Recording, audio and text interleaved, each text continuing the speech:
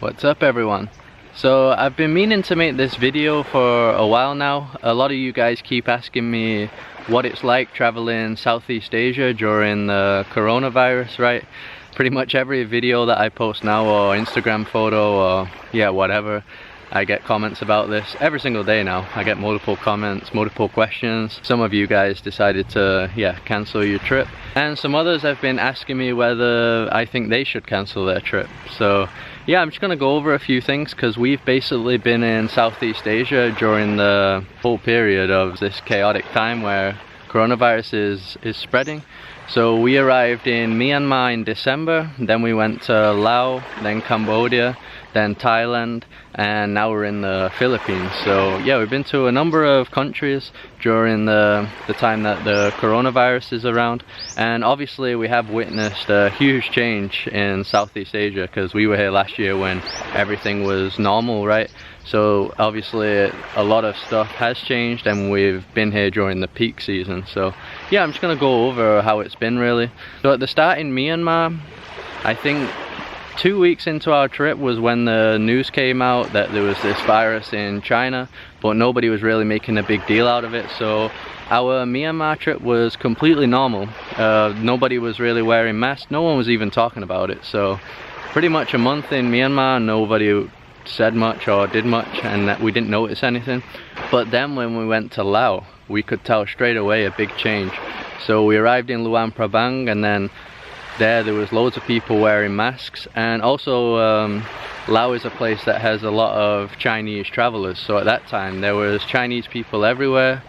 But still we weren't too worried because I guess we just didn't really see how severe it was, and still don't really know, to be honest. But Laos was definitely a big change in that aspect, and I think at the end of our Laos trip we actually decided to buy the masks, even though it seems like they don't do anything at all. But we decided to use it just for the days when we was traveling in vans or bus, stuff like that, with a lot of people. And then when we went into Cambodia, that's when we started to notice the tourism drop. So lots of places were completely empty. We went to Angkor Wat, which is one of the most famous places in the world, right? And it was, yeah, it was empty. It was bizarre seeing it that way, because usually when I see it in videos and photos, completely packed, but there just weren't many people there at all. And that was the point where we were seeing no more Chinese groups. I think the Chinese stopped traveling, so there was no big groups of Chinese. And I think even by then a lot of Europeans and stuff had cancelled their trips. And also the places we were staying, people started complaining, saying yeah, tourism's low, stuff like that. And then in Cambodia we went to the south, went to some islands called Koh Rong. Those were also empty, but the crazy thing was we were there when that cruise ship docked in Cambodia that they said had 0 coronavirus cases, and then they found out that somebody had coronavirus, and it's right where the islands are. So I guess that made us a bit worried, but from what I understand there was no outbreak after that in Cambodia, not reported anyway. In Cambodia a lot of people weren't wearing masks, to be honest. A lot of the locals didn't seem to be wearing it, so I don't know, still didn't feel like anyone was panicking. It was just empty, that's all. Then after Cambodia we went to Thailand, which was pretty much one of the worst affected areas in Southeast Asia. And there we went to some of the islands near the Cambodia border, so Koh Chang and Koh Mak. But once again, the people in Thailand didn't seem to be wearing any masks or anything. A weird thing was though, when we crossed the land border, we had to do like a health check with the temperature check and all that, which, okay, that's completely understandable, right? But all the Asians that were on the coach with us didn't do any checks, and they didn't show any paperwork and stuff, so we didn't really understand why they didn't check them, but they checked all the foreigners. Kind of weird. We got on a ferry from Koh Chang to Bangkok, and there was this guy sat next to us, and he was like sweating, really sick. He had his head in his hands, and his girlfriend was trying to fan him down, and he was sweating so much, and we were in a AC ferry. So at that point there were a lot of people kind of looking at him, and I think that's what was on their mind.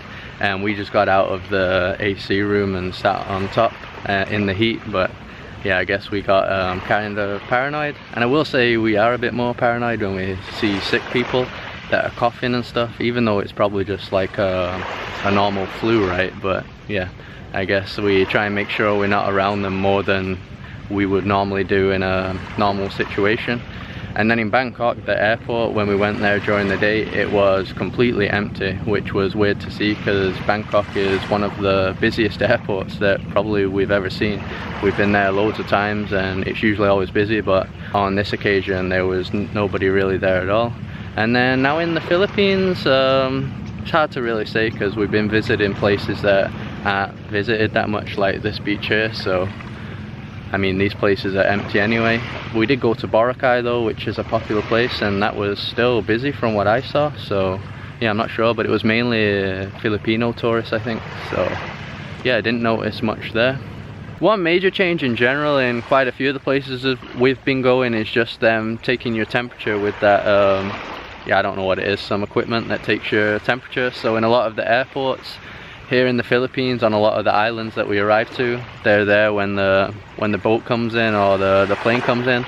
Yeah, I'm guessing if you have a fever or something, even if you don't have coronavirus and they see a high temperature, you're probably not going to be able to travel, I don't think. Luckily, we've been fine, so no illnesses, and yeah, we've been able to go through every single place. So that's a quick summary pretty much of how it's been in each country that we visited. Now on to the question, if I think you should travel to Southeast Asia or not. Obviously I'm not an expert, but I mean, from reading what people are saying, probably if you're above 70 or 80 years old, yeah, I probably wouldn't do it, right? They seem like the people that are at the most risk. Or if you have a really serious illness, some other illness, I probably wouldn't do it either if you've got a weaker immune system, right? But I think if you're healthy and you're quite young, 40s, 50s, 60s, you could probably still come either way. And also now it's not even just Southeast Asia anymore, right? A lot of people were avoiding here, but now it seems to just be spread everywhere, like Italy, Iran, the US, UK, places in Europe. So I mean, to me it doesn't really make much difference anymore, and me personally, I just think it's gonna spread everywhere now, especially since people can pass it on when they don't even have symptoms, right, for weeks. So how you contain that, God knows. I don't think I would cancel any trips. I obviously wouldn't go to a place that's like it's blowing up, like, you know, I wouldn't go to like South Korea or northern Italy anymore, right? But other countries where it's still moderate, just a few cases and stuff, I would still go. That's obviously going to be my answer because I'm still traveling, right? So my answer is obvious already, that I think you should go. And then there's also the problem of we don't even know if we're being told the truth, right? I mean, obviously it's in each country's interest to give us the best version, right? To not affect their country. We did always find it weird that in Laos there was no reported cases, even though there was loads of Chinese there, and I still don't think they've ever reported any cases, which, yeah, it seems kind of strange to me because a lot of the tourists were Chinese, but I'm pretty skeptical either way. I tell you one thing that I definitely won't do though is get on one of those cruise ships, and that's not even in Southeast Asia, that's just any place in the world. I mean, so many news articles and reports of cruise ships being rejected now, even though there's no confirmed cases, just people getting scared. I think there was one in Africa where the locals started attacking the people leaving the cruise ship and the security guards that was trying to let them leave and stuff, so that was just nuts. I think that's in Madagascar.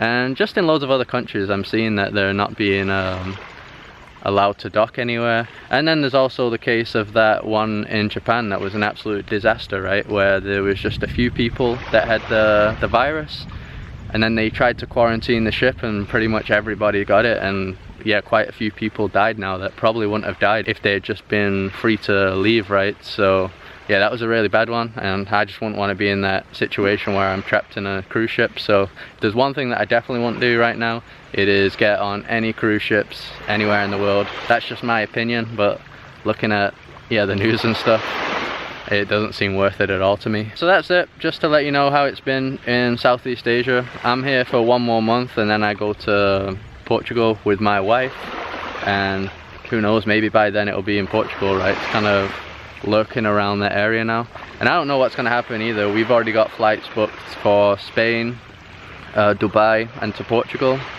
Who knows if they're going to get cancelled and stuff. That's another thing I forgot to mention. Some flights are being cancelled actually now. There was another travel couple that told us that their flight to an island called Camiguin here in the Philippines was cancelled because there just weren't enough people to go on the plane. There was no demand for it, so they just cancelled the flights. So maybe if you're doing some less visited places, less popular places, who knows, maybe the flights could get cancelled and stuff. There's a lot of unknown really. Still hard to evaluate how bad this thing's gonna be. So since we're still young and healthy, we're just living life like we normally would really, and doing the stuff that we normally would. Being cautious in some situations, but overall just, yeah, living the normal way that we would either way. So hopefully that answered some of your questions. Like I said, definitely not an expert, but you guys keep asking me. Probably after I post this video I'm still going to keep getting questions anyway from other people, but yeah, that's my opinions right now on what I've seen. So hopefully you found this helpful, and have a nice day.